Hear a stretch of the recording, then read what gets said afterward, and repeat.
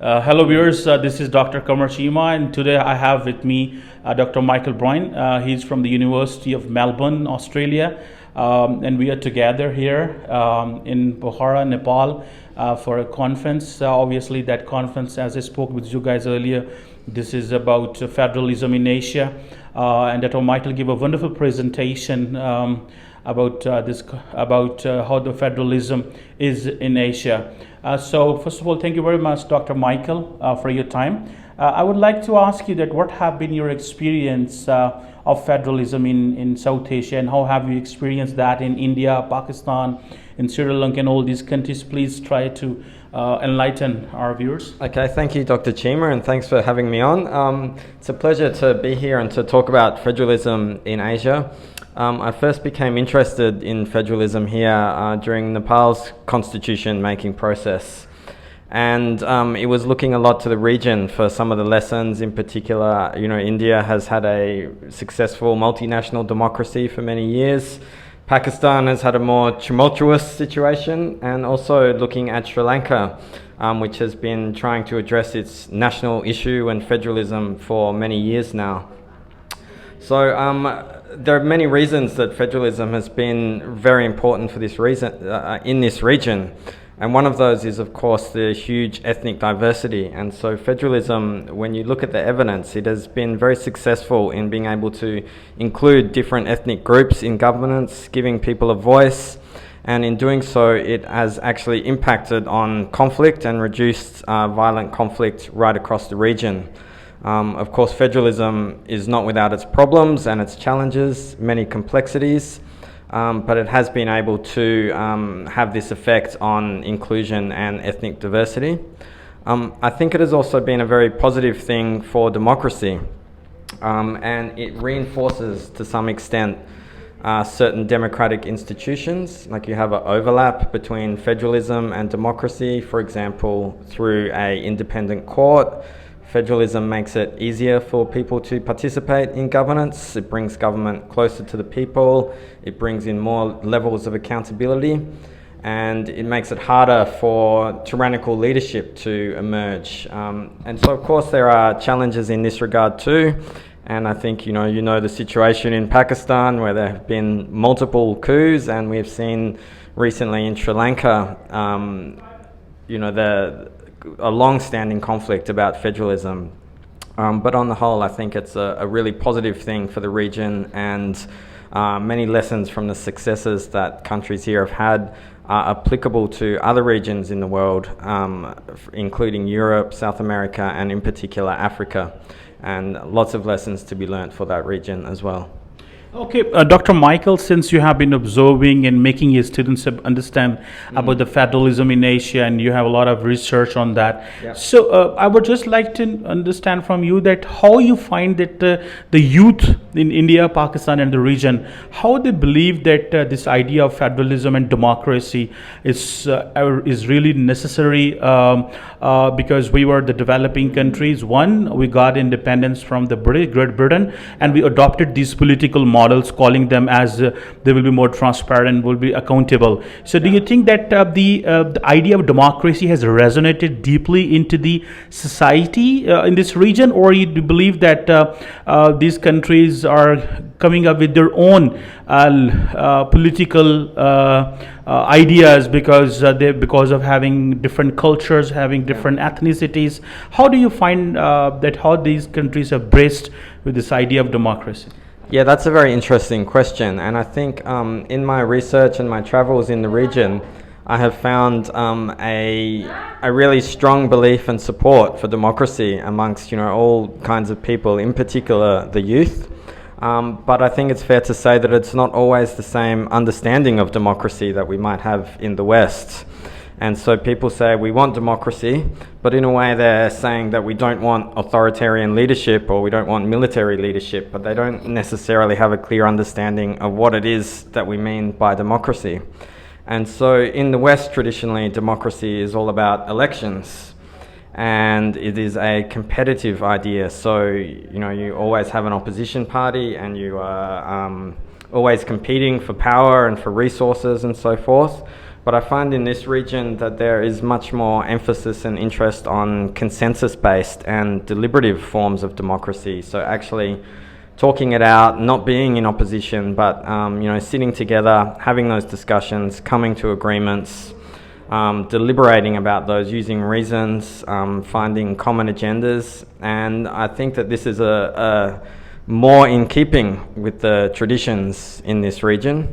And so I think that democratic reforms in this country need to focus, or in these regions need to focus more on enabling deliberative forms of democracy and less on emphasising competitive political party-based electoral democracies. Well, one more question that is obviously a little of a political nature, and that is to understand that how the West looks at this illiberal democratic traditions in this part of the world. Even in Pakistan, we have that illiberal political model. In India, we have that, and obviously in other parts of the region. So how do you see that illiberal traditions and tendencies? Do you think that this is because of the local culture, the religious input into this political system, or do you think that this is going to continue and the West must not force these nations and regions to find or to go for an absolute liberal democracy? Yeah, no, that's also a really interesting and probably more difficult question. It is definitely true that the West, or many in the West, see these kind of liberal types of democracy as deficient forms of democracy. And, this is definitely not an academic consensus.